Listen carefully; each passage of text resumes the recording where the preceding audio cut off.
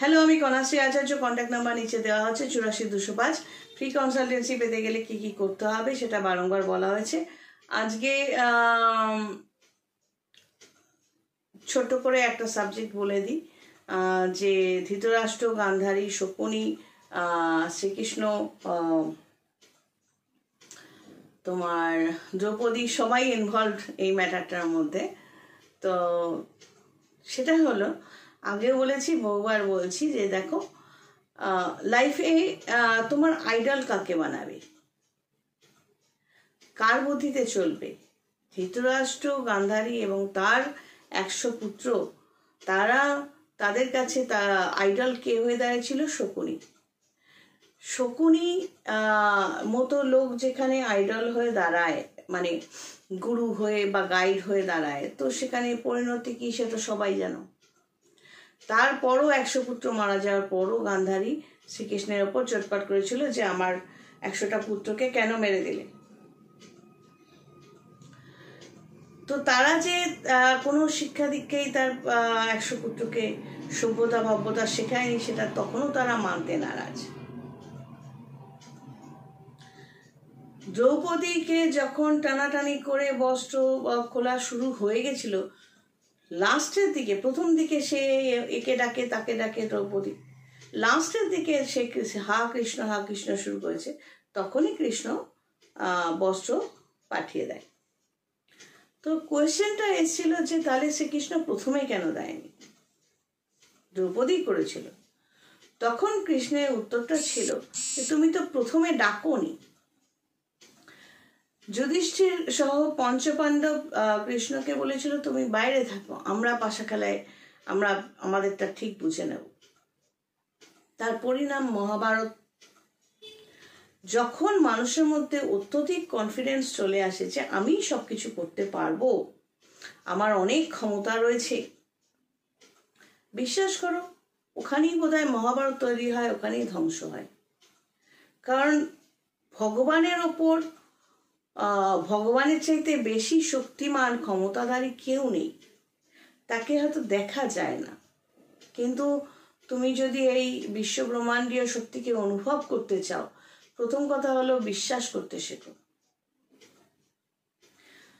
বিশ্বাসে মেলায় বস্তু, তর্কে বহুদূর। তুমি যদি যুক্তি তর্ক নিয়ে ভগবানকে খুঁজতে বেরো, সত্যি তুমি কোনোদিন ভগবানের দর্শন তো পাবেই না, তার শক্তিটুকু অনুভব করতে পারবে না।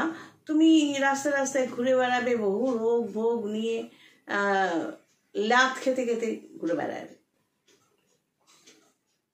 সুখ বা শান্তি তারাই পায় যারা বিভিন্ন ভালো মন্দ পরিস্থিতিতে ভগবানকে ধরে থাকে এবং তাকে গুরু বা গাইড মানে।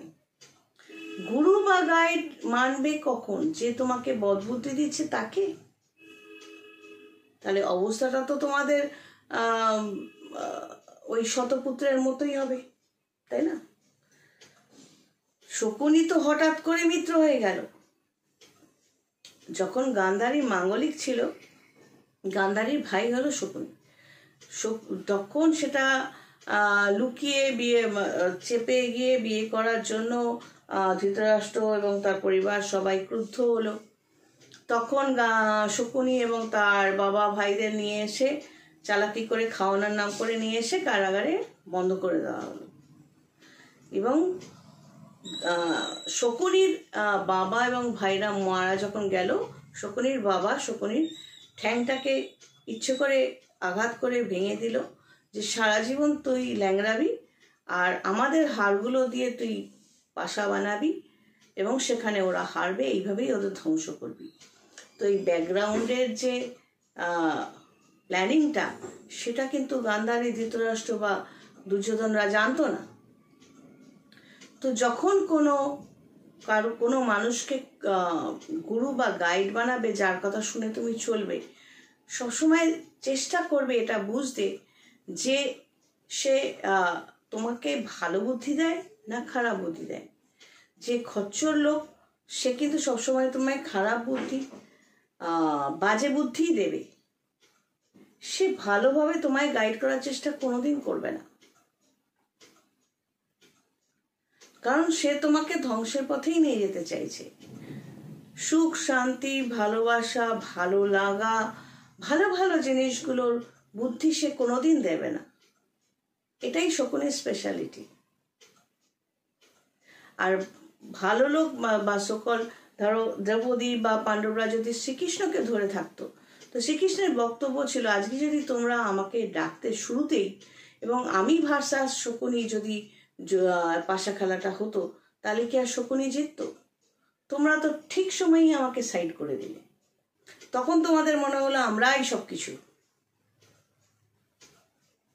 তো মানুষের ক্ষেত্রেও তাই, বদমায়েশি অসভ্যতা বেয়াদপি এগুলো করতে করতে কিছু মানুষের মধ্যে এতটাই অহংকার বোধ চলে আসে যে তখন তারা ভগবান শব্দটাই ভুলে যায় এবং তার পতন অবশ্যম্ভাবী। জানি না, ছোট করে বোঝানোর চেষ্টা করলাম। সবাই ভালো থেকো। God bless and take care.